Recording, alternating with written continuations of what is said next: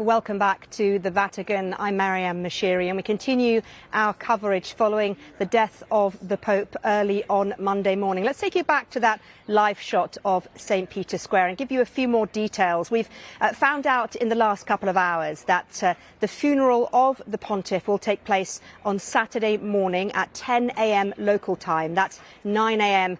British summer time.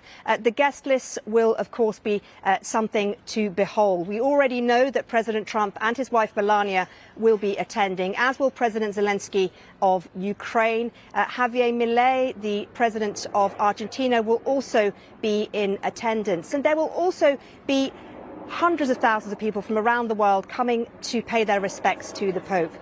The Pope left an indelible mark, not only on the Catholic Church, but globally as well. And his legacy will be well remembered by so many. Let's talk through his legacy with Baroness Hollins. Baroness Hollins is President of the Catholic Union of Great Britain. It's an absolute pleasure to have you on the programme. I'm so grateful to you for your time at what is a sad time. If I could ask you, first of all, Baroness, to tell me how you think the Pope will be remembered.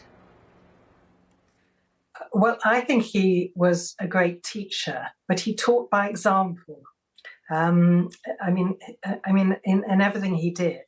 But first and foremost, he listened, and I think he taught us how to listen. And to me, the synod on synodality, for example, I think that will last, and that we will learn to listen to each other, and as particularly to people who are different to ourselves. And the number of times that I met him or was there when he was talking, where he would set aside the notes that he had and he would look at the people that he was talking to.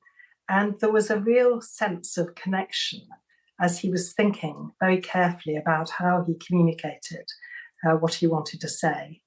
To me, a great listener and a great teacher. And actually, he taught us how to die at the end of his life as well. What makes you say that? How did he teach us how to die? He was present. He lived until the end of his life. He was there, not seemingly afraid, but there, waiting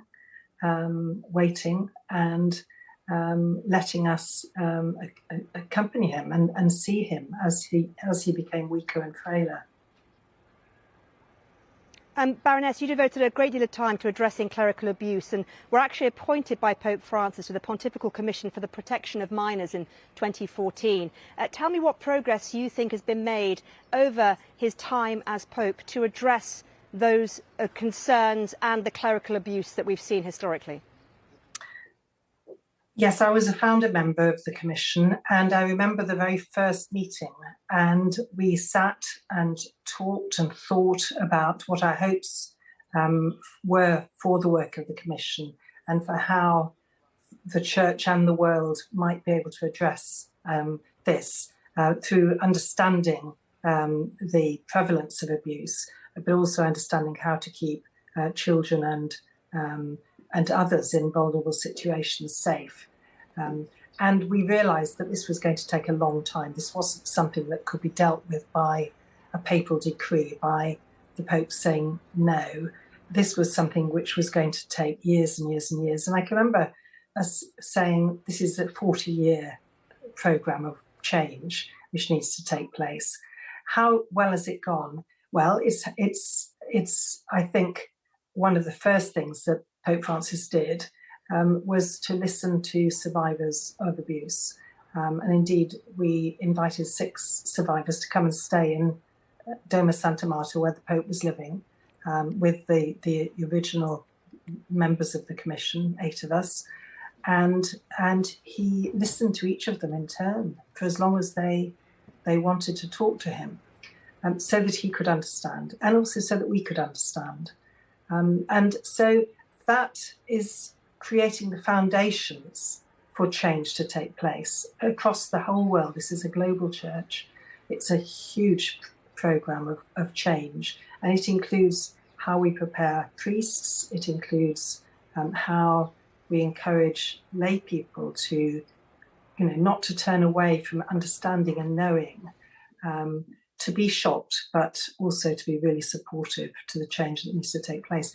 It's had its ups and downs, of course it has, and at times it's been difficult to get, the Vatican, different departments of the Vatican to really understand and to want to understand.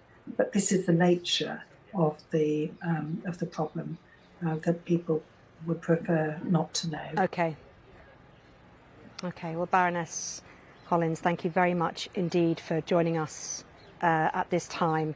And Baroness there mentioned the global nature of the Catholic Church, and as the world mourns the death of the pontiff, the search soon, or the vote soon, the conclave will begin to choose a new pope. And